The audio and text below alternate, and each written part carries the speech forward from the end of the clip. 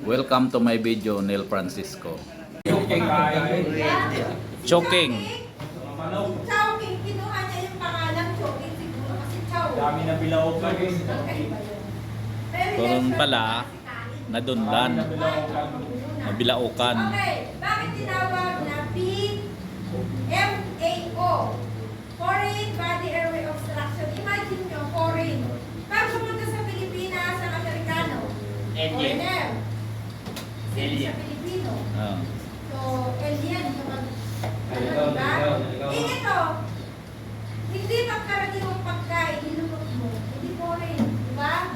Foreign airway obstruction. Ang buong watermelon. Kaya nga sinasabi natin yung points na lunok mo, foreign airway yun, kasi hindi naman yung pagkain bakit kapasok sa lalaki. At marami pang sinusubok na pwede makachok. Okay. Kakaiba yun ah.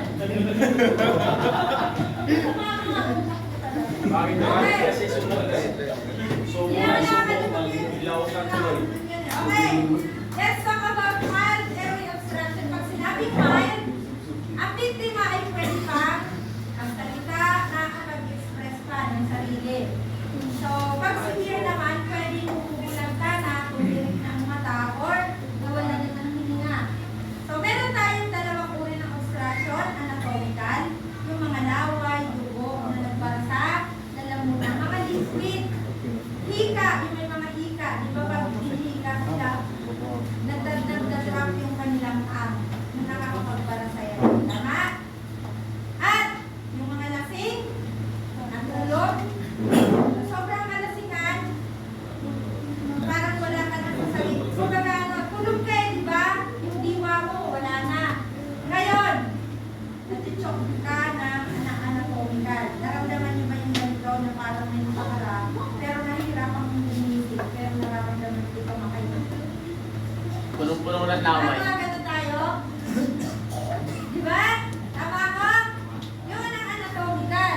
Choking din yun. Natichok ka ng sarili mo. Laway. Laway. So, mechanical, yun naman yung mga object na coins, kalot, bulalo, tampan, ano ba yun? Malaking buko ng sablon. Pakwan. Kahit ano, obstruction na hindi liquid. Yan ay mechanical. Okay? Ito ang tinatawag na backblow. Hindi ito binabatukan. Kagaya ng ginagawa ng iba. Mali po yung binabatukan. Backblow po is dito lang po sa backblade natin, sa likod. At ito ang pinakatama ang hero of the heart. Sir! Hindi na po rito, sir.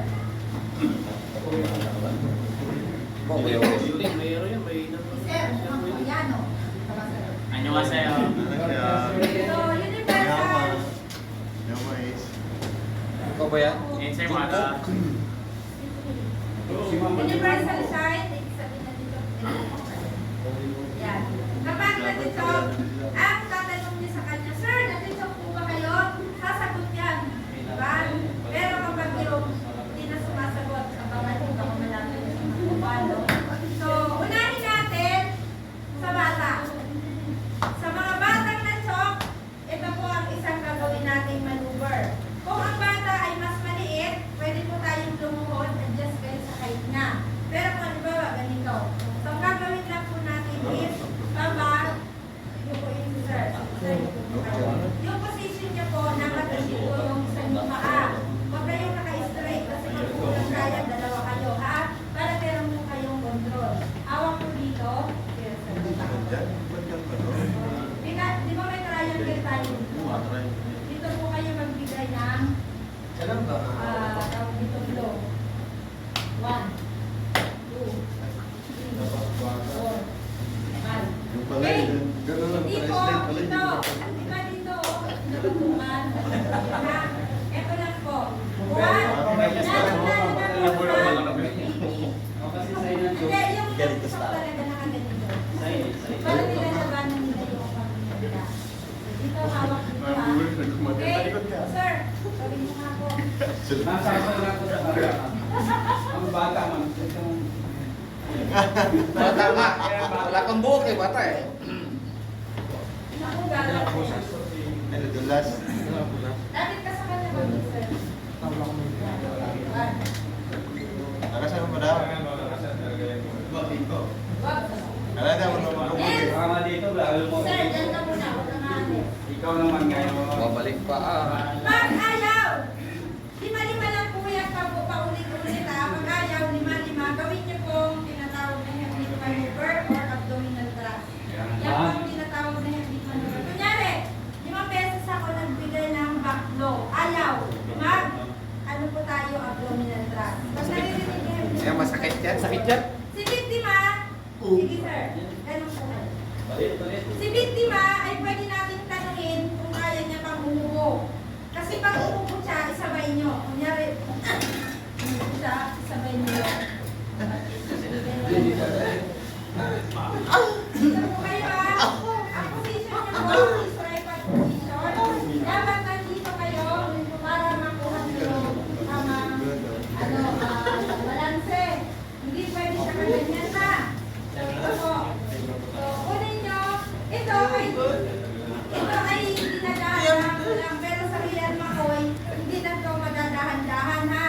Itong isang palatikinan, lalagay nyo sa puso. Itong dalawang lalagay dito. Dito po tayo magbibigay ng dinala yung support. Mga po. Yan. Sir, halika dito. Kasi kailangan siyang yakapin. Kailangan ilapit din yung katawan niyo sa katawan niya. Ibabaw ng puso. Sige, sir. Ibabaw ng puso. Pero sa Real Makoy, dito talaga yan sa taas, ha? Agod. Dito. Sige, sir. Agod. Tingnan niyo yung kamay. Ganito. Han! Good. Tama na ba sa tingin mo yung position? Masyadong mataas. Mukhang mga kung lalabas yung ano.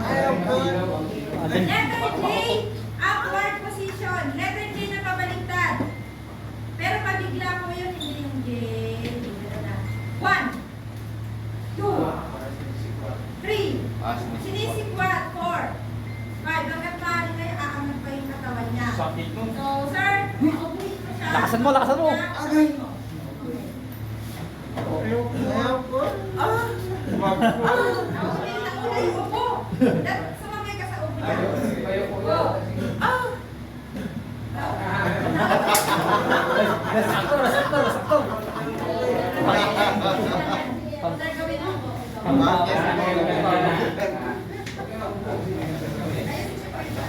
Pinipinggir puso da. Kamay mo, sir, ah. Pogi mo ano. Lilipad na yan. Nyor, gano'n ka nyor? Sa totoong buhay, hindi niya na makakabayan. Tansyahin niyo na lang. Kaya ko lang pinapaliwanag para kung tumansya kayo, alam niyo, ha? Sa taas ng puso. Basta, palatandaan. Kasi baka mami nakasagal lang yung ginagawa niya sa pusod. Pinakalikod. Walang gano'n, ha? Pinapaliwanag ko lang. So basta, ilalim, tansyahin nila. Tagasingsikan, dalawang daliri, dito sa taas. Ha? Para natasin. Paano naman matabang-mataba mo? Paano pagkakawa ni Kaya mo ba yan dyan? Nasa taas ang puso niya. Kino kailangan? 1. Okay.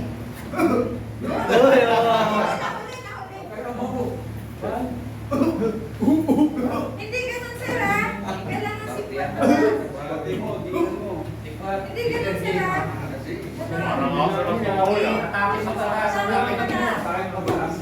Yan.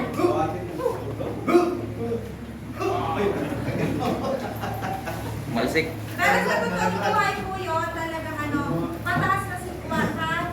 Hindi yung sinusundot na dito. Letter J. Sa taas po ng sa may sikura. Okay? Guwapo. Last one. May nagtanong, paano daw kung ubis at buntis? Yes, mapag Yan. Butis yung Yes, lalaki. trust po tayo. Ano suso? Wow. Buntes. si Joel. Joel. Si Joel, buntis. Buntes. Si Joel. Kunyari buntis. 12 months. 12 months, ma'am. Obis ma'am, si ano? Joel. Mag-obis na yung Joel. Joel, dito ka. Ay, ito ma'am, ito. Joel. Joel Buntes, 12 months.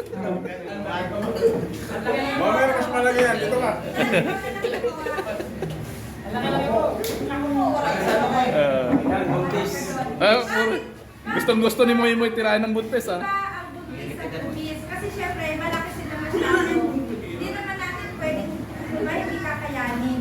So, dito po, Sigurado. test tayo. Tingnan nyo na sa picture. Dito tayo sa buntis. Si Babaw.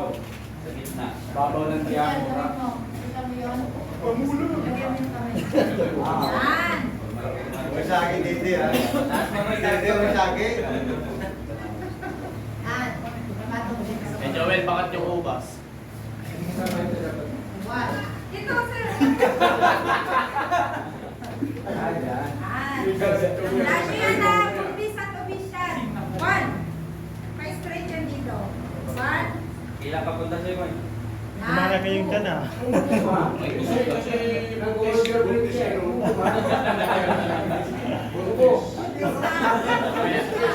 Baka magkaanak yan ng sa ulo.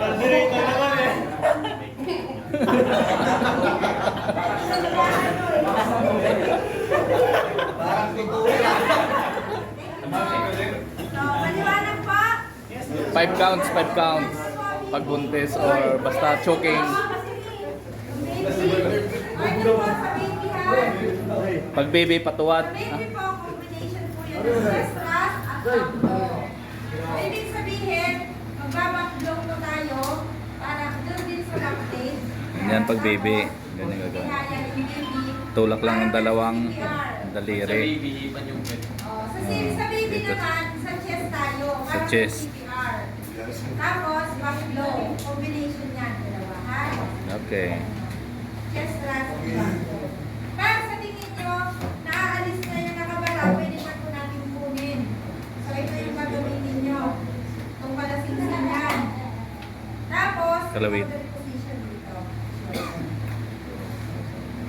Ha? Yes mo. Any question po? Thank you. Hanggang dito na lang. Kung nagustuhan nyo ng aming video, paki-share, like, and follow na lang. Ito po ay kaalaman sa Like and follow my YouTube, Facebook. medical response po. Kahit papaano po, sana ang lahat na nakapanood nito may kunting kaalaman para po sa pag emergency response na lalo na sa mga nabubulunan. Kung ito yung nagustuhan yung video, like and share, follow to my page. Thank you. Kung naiibigan mo po yung aking video, paki-like and follow na rin po. Thank you.